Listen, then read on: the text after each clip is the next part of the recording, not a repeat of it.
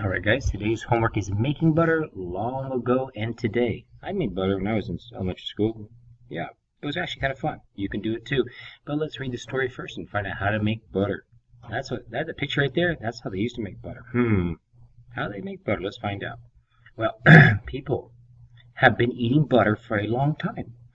How was it made in the past? Do we produce it in a different way today? Well, long ago, working women called milkmaids poured cow's milk into pans. Then milkmaids knew that when the milk got warm, part of it turned into cream.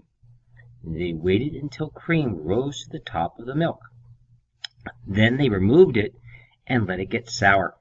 They gave the cream flavor. That gave the cream flavor. Sorry. These workers poured the sour cream into wooden tubs called churns. Churns had big paddles that had to be pushed and pulled. That hard work turned cream into butter. The butter was rinsed in cold water.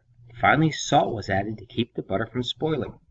Today, we produce butter a little differently. First, cow's milk goes into big cans that spin the milk. Cream moves to the top. The cream is heated to kill germs. The cooled cream goes into a metal churn that spins like a clothes dryer. The churn tumbles the cream. Soon butter forms. Salt is added and the butter is churned again. That butter is sent to a packager. It is shaped into sticks, wrapped, and sold in grocery stores. Oops, sorry. Sold in grocery stores. Then people buy it and take it home. All right, except my alarm going off, we will get through the story. Now we're going to jump over to the questions.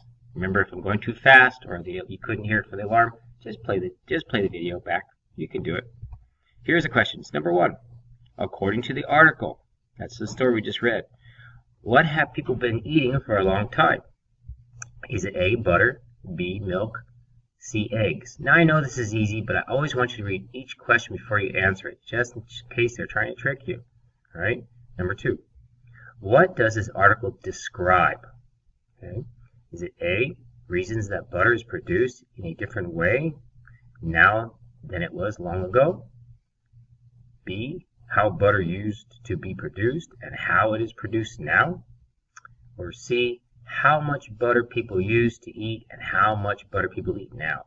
What does this article tell you about? Okay. Number 3. Butter was produced differently long ago than it is today. What evidence in the article supports this statement? So what's the proof? Butter was produced differently long ago than today. What's the proof in the story? Is it A, long ago butter had to be churned by people. Now machines can churn butter on their own? Is that the evidence? Is it B, after butter is sent to a packager, it is shaped into sticks, wrapped and sold to grocery stores? Or C, long ago milkmaids removed the cream that rose to the top and let it go sour?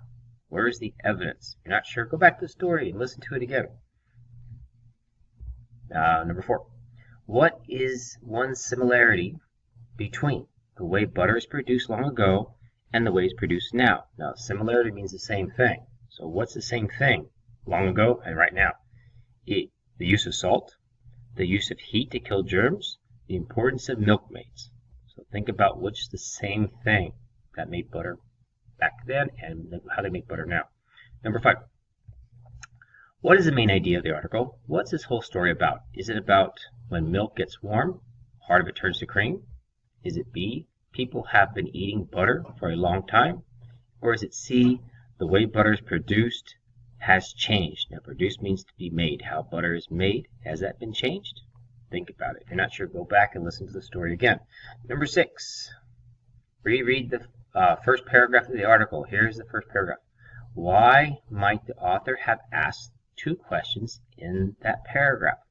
Okay, so go back to that first paragraph, which means you're going to go click back. You're going to go back to the first paragraph. You're going to read it. Okay, and then you go back to number 6. Why might the author have asked 2 questions in the paragraph?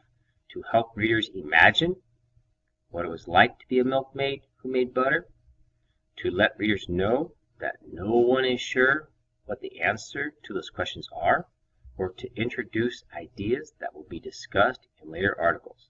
So go back, because there's two questions in there. Think about, why are they asking two questions? Number 7. Milk turns to cream blank, it turns to butter. Okay, what's the best connecting word we're going to use right here? Is it after, when, or before? Okay, if you're not sure, go back and read about what happens to cream and then how is it turned into butter. What are you going to use?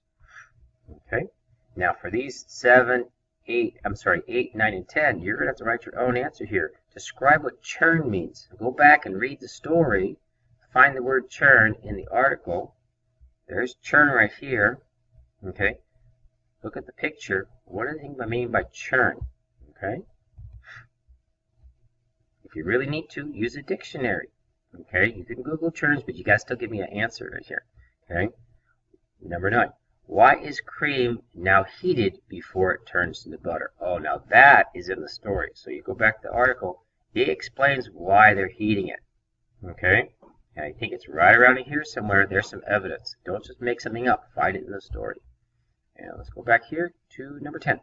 What is the biggest difference between the way butter is produced long ago and the way butter is produced today? Support your answer with evidence from the article. If it means evidence, you have to get proof. Go back to the story. Find how butter was made back then. There's also a picture that shows you how butter was made back then, and tells you in the story around here how butter is made now. What do they do that's differently? Okay? And use that evidence from the story. Got it? All right. Good luck, guys. Remember, I need you to do this twice. Once in the classroom and once at home. Thank you.